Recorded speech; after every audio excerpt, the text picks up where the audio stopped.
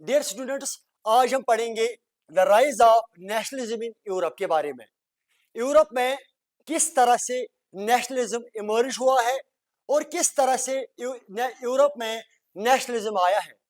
Dear students, असल में जो ये टर्म है नेशनलिज्म, इसने क्या कर दिया है, यूरोप में एक जबरदस्त एक बड़ी चेंज लाई है। We can call it nationalism. और क्या कहते हैं कि यूरोप में बड़े बड़े अंपायर थे, जैसे ओटोमन अंपायर था, एक मुस्लिम अंपायर था। वो ओटोमन अंपायर भी खत्म हो गया है by the coming of the we can call nationalism.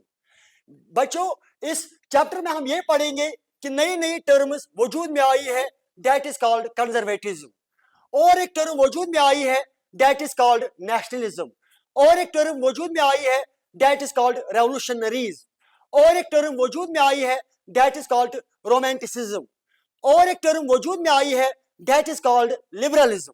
In short कहने का मतलब ये है, बहुत सारी टर्म इमर्ज हुई है यूरोप में, जिससे क्या हो गया कि यूरोप में नेशन स्टेट्स बन गए हैं और बड़े बड़े अंपायर खत्म हो गए हैं bye the coming of this term that is called nationalism. असल में हमारे इस चैप्टर की जो स्टोरी स्टार्ट होती है फ्रेंच रेवोल्यूशन। फ्रेंच रेवोल्यूशन जो है ये आया था 14 जुलाई 1789। और इसी फ्रांस में क्या हुआ, जब फ्रांस में रेवोल्यूशन आया और उसके बाद क्या हुआ, पूरे यूरोप में रेवोल्यूशन आया है। एक ऑस्ट्रिया का एक चांसलर है जिसका नाम है ड्यूक मेटरनिच। उसने क्या खूब कहा है, उसने कहा when France sneeze the rest of Europe gets cold. जब फ्रांस में कोई चेंज आ जाती है उसका इफेक्ट पूरे यूरोप में पड़ता है। 100 बात एक बात कहने का मतलब यह है, फ्रांस में आया रेवोल्यूशन 14 जुलाई 1789। उसके बाद आहिस्ता आहिस्ता आहिस्ता पूरे यूरोप में रेवोल्यूशन आया और पूरे यूरोप में नेशन स्टेट्स बन गए और बड़े बड़े अंपायर जैसे ओटोमन अंपायर खत्म हो गया है। इस चैप्टर में हमें यह भी पढ़ना है, हमारी जो स्टोरी स्टार्ट होती है फ्रेंच रेवोल्यूशन से और ये खत्म होती है फर्स्ट वर्ल्ड वॉर पे खत्म होती है। फर्स्ट वर्ल्ड वॉर जो है, ये फर्स्ट वर्ल्ड वॉर हुआ था 1914 to 1918 between the two big powers. असल में रीजन क्या है, रीजन ये है because of the nationalism in Europe.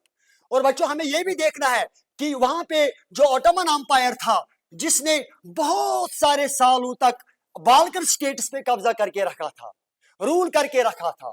लेकिन एक टाइम ऐसा आया जब यहाँ पे नेशनलिज्म आया और आहिस्ता आहिस्ता क्या कहते हैं कि बाल्कन स्टेट्स को एक एक करके फ्रीडम मिल गई है, किससे, ओटोमन अंपायर से। और एक टाइम ऐसा आया जब ये ओटोमन अंपायर पूरी तरह से खत्म हो गया है by the coming of the nationalism.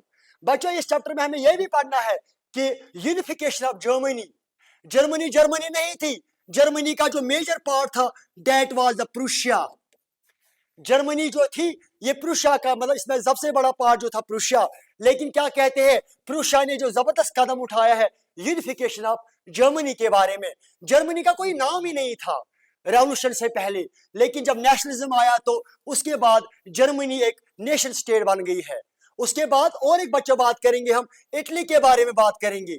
जो ये इटली था ना, it was divided into 7 states. 7 states में इटली को डिवाइड किया गया था। लेकिन जब वहां पे नेशनलिज्म आया ना, इटली भी आहिस्ता आहिस्ता करके एक बड़ी कंट्री बन गई है by the coming of the term that is called nationalism. कहने का मतलब ये है, ये जो नेशनलिज्म यहाँ पे टर्म इमर्ज हुई है यूरोप में, जब इमर्ज हुई है तो यूरोप में नेशन स्टेट्स बन गए हैं।